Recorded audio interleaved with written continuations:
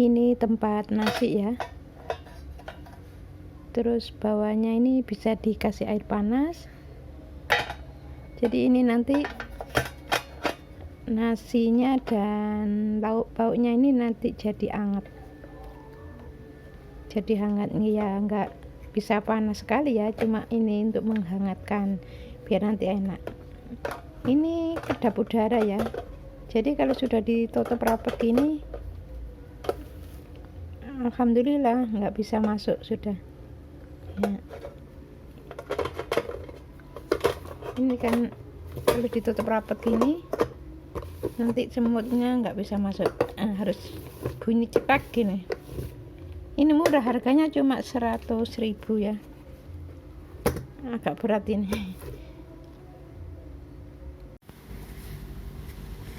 Rasa marah dan jengkel itu sangat sering dialami oleh setiap orang ya, ketika merasa tidak senang dengan sesuatu hal dan ucapan.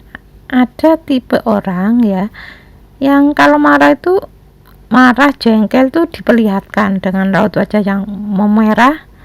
Makanya orang yang marah itu kan kelihatannya tuh wajahnya agak merah ya, itu setan itu.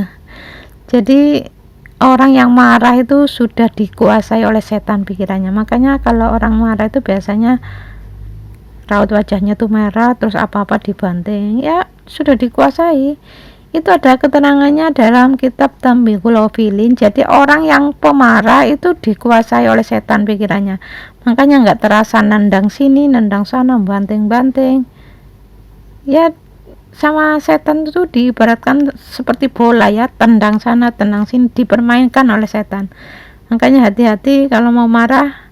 Kalau kemarahan itu muncul, saran saya ya, langsung saja baca Astaghfirullahaladzim berulang kali seperti itu, dan menghindar dari orang yang jengkelin. Itu harus menghindar, jangan di situ, langsung aja ditinggalkan sambil baca Astaghfirullahaladzim. Terus harus ingat dengan firman Allah yang artinya, aku ciptakan kamu ujian bagi mereka dan aku ciptakan mereka ujian bagi kamu, apakah kamu bersabar? Nah, yang diinginkan Allah Ta'ala itu ya kesabaran kita. Jadi kalau ingat ayat itu ya insya Allah tidak akan muncul kejengkelan, kemarahan, itu tidak akan muncul. Ada orang itu memang yang marah dan jengkel itu diperlihatkan, ada dengan raut wajah yang merah, masam, cemberut. Ada yang langsung marah dan jengkel dengan membentak, memaki. Ada yang orang itu kalau ada orang yang membuatnya jengkel tapi dia tuh diem, sehingga orang lain itu beranggapan oh orang ini sabar ya.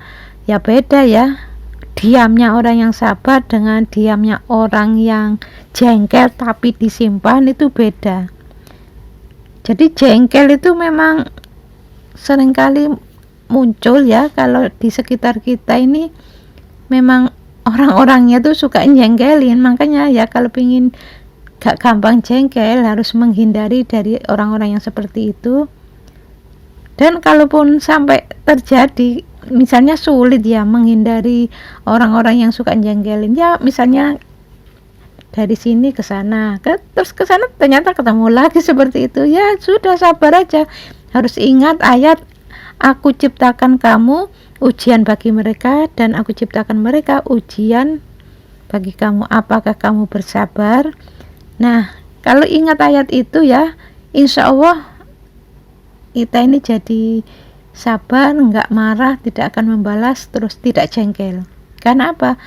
Alhamdulillah yang membentak bukan aku, alhamdulillah yang marah bukan aku, tapi orang itu marah. Ini ujian dari Allah, bersabar akan ditinggikan derajatnya di sisi Allah.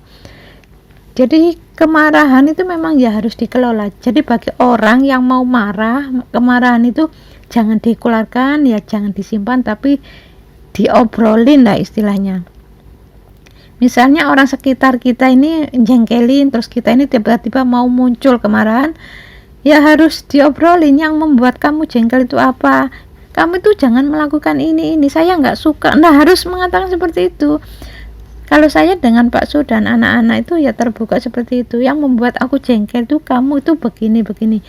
Nah sudah, kalau masih tetap melakukan seperti itu sehingga jengkel, ya nggak usah jengkel karena sudah diberitahu, oh ini mungkin ujian dari Allah, ya anggap aja begitu. Kalau dikit-dikit jengkel ya penyakit apapun nempel. Makanya orang-orang yang gampang jengkel, gampang marah, gampang tersinggung, biasanya ya sakit-sakitan. Jadi setelah mendengarkan video ini, tolong kalau ada orang jengkelin, pertama yang harus dilakukan langsung baca istighfar berulang kali, menghindari orang itu, dan harus ingat ayat yang artinya aku ciptakan kamu ujian bagi mereka dan aku ciptakan mereka ujian bagi kamu. Apakah kamu bersabar? Nah yang diinginkan Allah itu kesabaran kita. Jadi kalau sabar ya insya Allah nanti bisa memetik hasilnya di akhirat.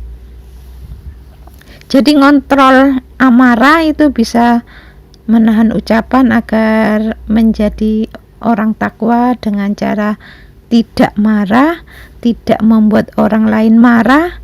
Jadi harus berusaha menahan amarah, menahan ucapan agar tidak ada orang yang tersakiti. Jadi kalau ada orang mengatakan begini, kamu itu jangan gampang marah. Iya, marah memang nggak boleh, tapi orang lain yang membuat orang lain jadi marah itu yang nggak boleh.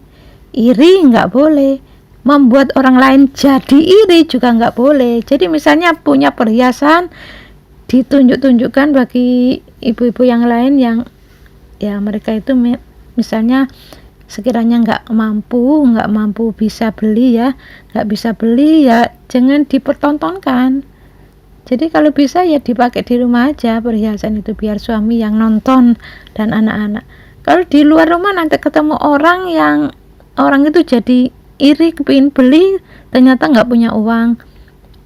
Nah ini berbuat semacam itu sebetulnya ya nggak boleh juga. Jadi selama ini kan kita ini kalau mendengar orang, kamu itu nggak boleh irian, harus tahu juga kamu membuat orang lain jadi iri, ya nggak boleh juga. Jadi jangan mentang-mentang kamu itu jangan pemarah, marah itu nggak boleh, dilarang. Kamu berbuat sesuatu yang membuat orang lain jadi marah itu juga nggak boleh, harus tahu itu. Jadi Islam itu adil, kita marah nggak boleh, kita berbuat sesuatu yang menjadikan orang itu jadi timbul kemarahannya juga nggak boleh.